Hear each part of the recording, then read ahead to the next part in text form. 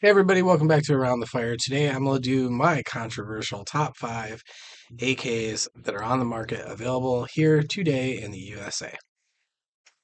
Okay, so I guess it's more appropriate to say that we're going to do top 5 lists of brands, not just particular models, because, I mean, that's so subjective. I love all my children. But, yeah, so I'm going to base this criteria on different things. For me, if you're just landing here and you've never been here before, we're a gun store, that's one of the angles that we care about stuff from. Um, Customer service, quality of product, happy customers, stuff coming back broken or malfunctioning, factory defects, etc., stuff like that. Okay. So that being said, let's crack right into it. Okay, coming in at number 5, is Pioneer. A lot of people would be like, "What? Pioneer? Why is this even on this list?" Pioneer is one of those companies that I think over the years has had some dishonest practices. They've done some silly things. They put some stuff on guns that don't make sense, like weird boosters that are just basically solid hunks of metal. Um, Strange shit and most of it's probably for 922R compliance, let's be real. But overall, these guns are, fairly damn good guns. They didn't used to be. They were mostly cast back in the day, or all cast back in the day. They're coming in now with forged bits, trunnions, and like bolt faces and stuff like that. And then, still cast parts for carriers and whatnot. Not as big a deal. But their casting is different. Their casting is more of a vacuum formed pressurized casting, which is different than like gravity fed pour in molten metal casting that's done like here in the States more often when you saw it with like Century Arms back in the day and a lot of the QC issues they were having with parts breaking and lugs shearing off of bolt faces and stuff like that. You don't see those types of problems typically in the Pioneers. At least I haven't. We have sold a lot of them. I have never had one come back. And I will say this as well for Pioneer. I've never picked up a gun from Pioneer out of the box that had crooked front sights or anything weird going on with it, wacky rivets. There was no QC stuff, no funny fitting mag wells, anything like that. So for a gun that, for the average shooter that's just going to go out to the range and stuff, perfect. 700 to $800 generally. Um, could they use some upgrades? Yes, but a lot of people are going to do that sort of stuff on the aftermarket anyway, triggers and stuff like that. You could definitely improve the gun. They're Russian spec furniture, the Russian spec body style. So there's a plethora of crap out there for them. And like I said, they have several models as well. But yeah, that's why Pioneer's going to land at number 5 for me. They could have been higher, but you can't get higher there, I don't think, on this list for me with cast parts. Okay, coming in at number 4. Number 4 is going to be a little bit of a controversial one, I feel like, as well. This whole list, I feel like, is just going to be pissing people off, but I feel like you can never win in this situation anyway. But number 4 is going to be Arsenal, okay? Now, Arsenal, if you weren't a store and you were an end user, Arsenal might have been way higher on your list because, like, let's say you're a duty guy and you needed a gun that you, despite the cost, could lay your life on, then Arsenal would be much higher on the list for you. But in my case here, as a business, Arsenals are extremely expensive. They're harder to come by. They are not without their defects. And let's face it, for what you're buying the Cadillac of base products. The Arsenal's base itself is a wonderful building block. The crap that comes on an Arsenal is junk. The furniture on an Arsenal is crap, like the cheapest plastic furniture junk that you can imagine for something being 2 grand or more. Somebody's gonna want to kill me for that, I'm sure, but it's crap. The box that it comes in is Captain Crunch's old cereal box, man. It is junk. You know, Are they good guns? Absolutely. 30 plus hours goes into every receiver, is the word on the street, right? 30 plus hours between heat treating and machining for the receivers. There's a lot of hours put into that. It slows down the production, and obviously, they care about QC, so at least that's what they say, because there are still guns out there that come out fucked up from Arsenal. You don't believe me, go on the forums and there's people out there that have them that are having problems. So, they are not unique in that respect, but they, generally 99.9% of them are extremely high quality.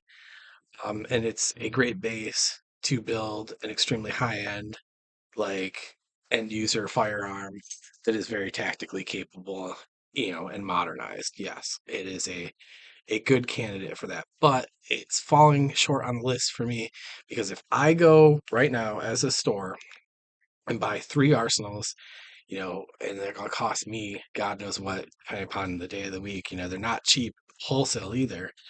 They're going to sit on my wall longer than any other gun in my store. It's just the way it is. Doesn't matter what model I have. Okay, it doesn't matter if it's a Sam 7, the SBR little Krinkov models, the models you cut off yourself, whatever. It doesn't matter. They're going to sit there and they'll sell. They'll always sell, but they're going to take longer to sell than anything else in the store because of how much they cost.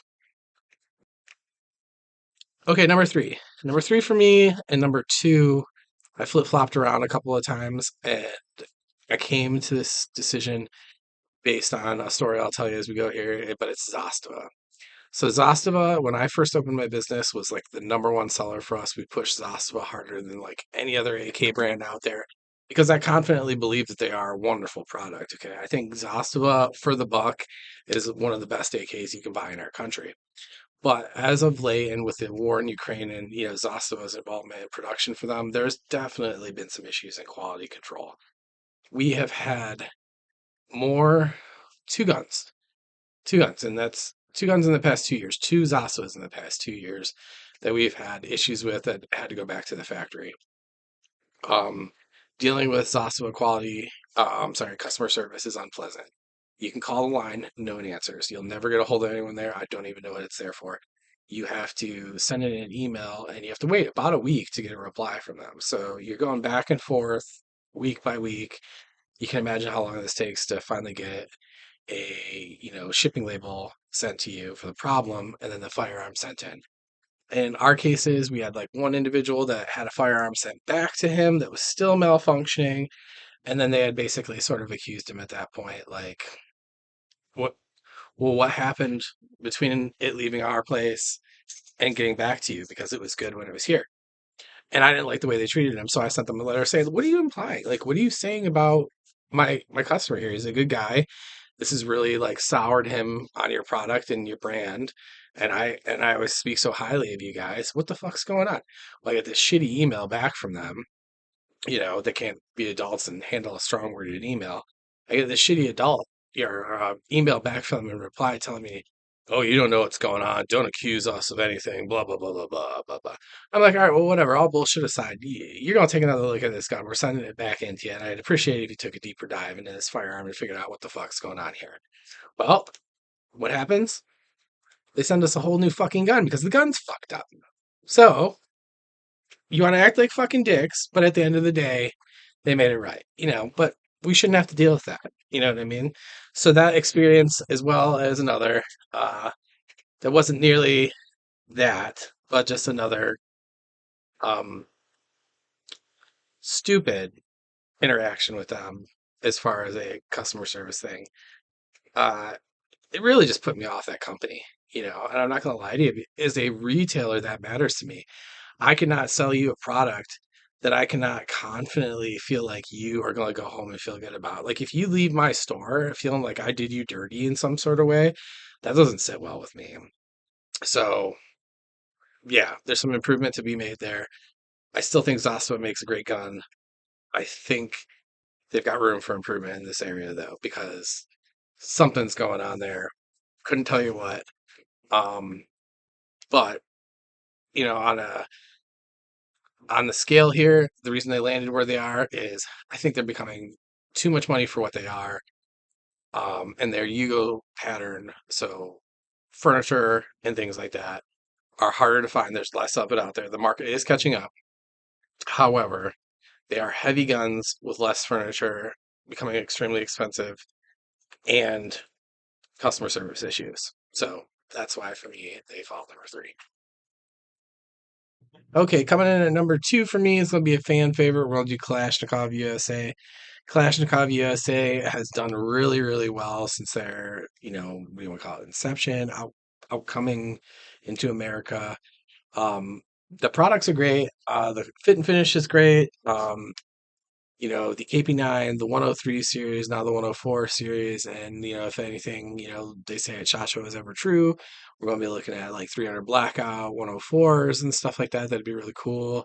Be like an American VSS type sort of situation. So I think they've got a lot going for them. They fall into another one of these AK ballparks of not super fancy furniture, but I will say hands down, like even the polymer furniture from Kalashnikov feels worlds apart, higher quality than like aforementioned Arsenals.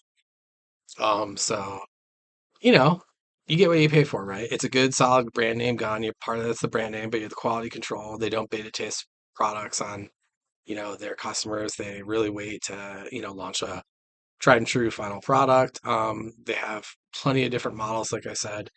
And I just think bang for buck wise, being that it's a Russian spec gun again, you're getting a lot of value there because you can really, really customize and trick these things out however you want. And it's another one that I feel like you could definitely lay your life on, right? So for substantially less money than an Arsenal, you can have a really, really fun gun, range gun, more affordable range gun, and as well, a reliable bug out end of the world last gun you can take with you kind of thing. So yeah, Kalashnikov USA, that's going to be my number two spot. All right, now number one is going to turn some heads, and it's probably going to get some people mad at me. But again, I'm coming at this perspective not only as a shooter, an avid AK fan, but also a business owner.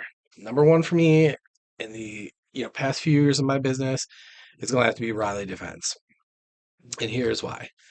Riley has been doing what they've been doing for a while. Riley was kind of one of the first ones on the scenes trying to do the made in USA AK thing. They've had their like sorted stuff that they've done over the years, parts kit builds, um, products they tried to launch on their own that didn't do so well. Metallurgy issues, and for those of you that don't know, that's going to be the types of metal and how they let's say communicate with one another as in like hardnesses and things like that. um you know they had their growing pains as any good company would. Now they're a smaller company than say somebody like KUSA, right?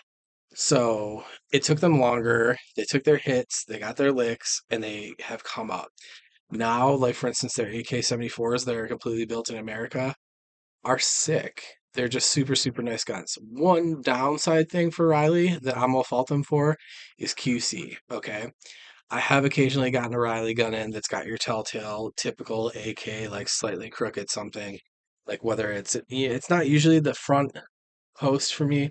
What I've noticed is the rear sight block sometimes will be canted inside or outside of the lower or the front trunnion piece. Sometimes there's some tolerances in there to where some guns when you press them in they had nowhere to go. Sometimes it seems like on the rallies there's a little bit and like they might be just like slightly to the left or something like that. Nothing that would stop the gun from working. Nothing that makes it a bad gun. Just little QC things that you notice. But again, at the price point that those are coming in, the Riley guns are generally 900-ish dollars, right? Sometimes under that, 750, 800, $900.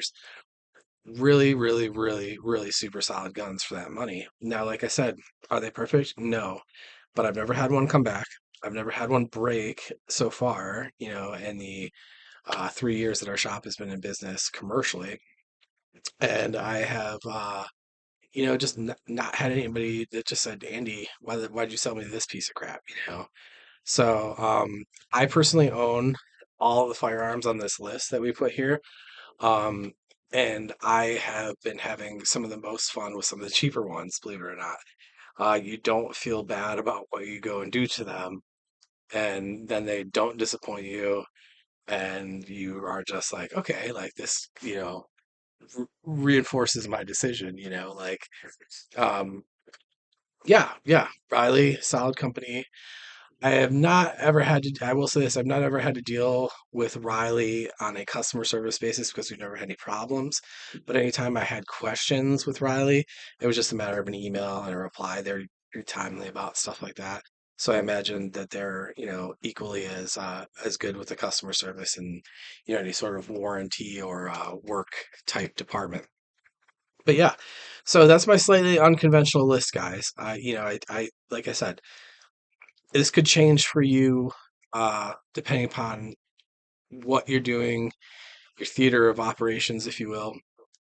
If you're somebody that needs an AK for every single day, um, you know, and you know nothing about AKs coming into the game, you might be drawn to that arsenal, right? But I don't think you would go wrong with a Kalashnikov or a Riley. I think those are both really super high end, good AKs too. Zastava too, man. Zastava is a fucking monster. It's one of the most overbuilt guns in the world. Like it's just a fucking tank. And, like I said, a Pioneer, well, yeah, a Pioneer is their cousin that didn't get as many vitamins or something, but they're getting there and they're still good, fun range toys, and you can swap out the crappy parts in them for better parts. So that's my list. If you hate it, you hate it. If not, I hope this in some way, shape, or form helped you out or provoked a little thought. We will catch you on the next one, guys. Be good. Stay out of trouble. Okay, while I was doing this, I decided I had to do an honorable mention section because one, the world would castrate me for it, and two, I probably wouldn't forgive myself. And the two honorable mentions, I'm just going to kind of tuck them in the same category right now, even though they're not the same. Different, but same. Is Century Arms and Palmetto. Okay. Century Arms and Palmetto are both making AKs. They've both been doing it for a while now. Century Arms definitely been doing it longer. Century Arms, to clarify, does not necessarily make anything really good. I mean, they're doing okay with this BFT 47, but there was already a major recall on them. But if it works out like it's supposed to, it'll be a rad gun. But that's sort of, the first initial batch that we ordered, we had to send back. They came back with mixed wood on them, stuff like that. The guns they import, however, from like Nova Moldul are good guns. Those are Romanian guns. Now, the 922R compliance work on them that gets done by Century Arms sometimes can be so-so. So, honorable mention to Century Arms guns. You can have some good guns, you can have some bad guns. Palmetto, same sort of thing. Palmetto's making their own guns, but they're going through what Riley went through years ago. They have QC type problems like firing pin holes that are too high and breaking firing pins, weird stuff that doesn't fit right, figuring out how to tool everything correctly, getting the metal hardnesses right. That stuff takes time in production and they'll get there. But right now they got a lot of really cool products out and they've got a ton of promise. So those are my two quick honorable mentions, just so you guys don't fucking kill me. All right, love you. See you next time.